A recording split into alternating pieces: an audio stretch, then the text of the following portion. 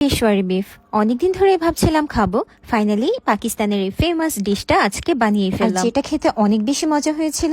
আজকে পেশওয়ারি বিফের এই ফুল রেসিপিটাই আপনাদের সাথে শেয়ার করব। পেশওয়ারি বিফ বানানোর জন্য প্রথমেই লাগবে হচ্ছে বিফ, চর্বি অংশ এবং মাংস উভয়ই লাগবে। চর্বি আর মাংস উভয়ই আছে, বাট আমি আসলে বুঝতে পারছিলাম না এখানে কত কেজির মতো মাংস আছে। আর সামনেই তো কুরবানিতে তো মাংস মাপারও একটা ঝামেলা থাকে।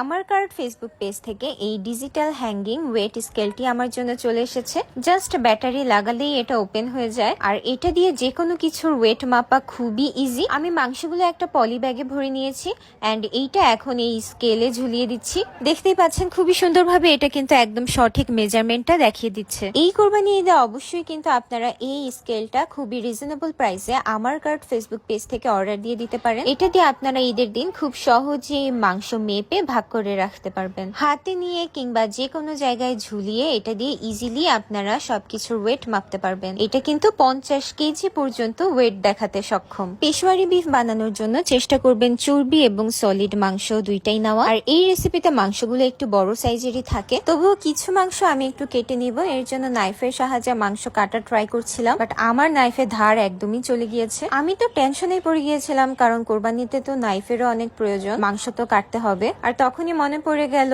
এই স্কেলের পাশাপাশি তো আমার কার্ড ফেসবুক পেজ থেকে একটা নাইফ শার্পনারও এসেছে। তো আমি নাইফগুলো শার্প দেওয়া শুরু করলাম। আর শার্প দেওয়ার পর এটা এত বেশি ধারালো হয়েছিল, আমি একদমই এক্সপেক্ট করিনি যে এটা এত ধারালো হবে। কুরবানি ঈদের জন্য এই শার্পনারও কিন্তু আপনারা আমার কার্ড ফেসবুক পেজে পেয়ে যাবেন। তো এখন হচ্ছে আমি পেশওয়ারি বিফটা বানাবো। মাংসগুলো আমি ভালো মতো ধুয়ে 30 মিনিটের জন্য লবণ দিয়ে একটু রেখে দিয়েছিলাম, এতে করে মাংসটা অনেক বেশি সফট হয়ে গিয়েছে। একটা ফ্রাই প্যানে প্রথমেই আমি সবগুলো মাংস নিয়ে নিচ্ছি। এখন এর উপর দিয়ে দিচ্ছি টমেটো, আস্ত টমেটো দিতে হবে এবং ওপর থেকে আমি একটু কেটে নিয়েছি। এখন দিয়ে দিচ্ছি আলু। এই পেশওয়ারি বিফের সাথে আলুর কম্বিনেশনটা আমার কাছে অনেক বেশি ভালো লাগে। দিয়ে দিচ্ছি অনেকগুলো আস্ত পেঁয়াজ, পেঁয়াজের জাস্ট খোসাটা ছাড়িয়ে নিয়েছি। এখন দিয়ে দিচ্ছি আস্ত রসুন, আর এই সবকিছুই কিন্তু খুব ভালোভাবে ধুয়ে নিতে হবে। দিয়ে দিচ্ছি কেটে রাখা আদা, কয়েক টুকরো আদা দিলেই হবে। এখন দিচ্ছি আস্ত কাঁচামরিচ। আপনাদের কাছে যদি বোম্বাই মরিচ থাকে তাহলে অবশ্যই সেটা দেওয়ার ট্রাই করবেন, তাহলে ফ্লেভারটা আরো বেশি সুন্দর আসে। পেশওয়ারি বিফ একটা ফেমাস পাকিস্তানি ডিশ, আর এটা খুবই লাইট স্পাইসেসে রান্না করা হয়। লাস্টলি আমি এখানে দিচ্ছি ঘি। আর এই পেশওয়ারি বিফে ঘিয়ের ফ্লেভারটা এত ভালো লাগে, আপনারা একটু বেশি করেই ঘি দেওয়ার ট্রাই করবেন।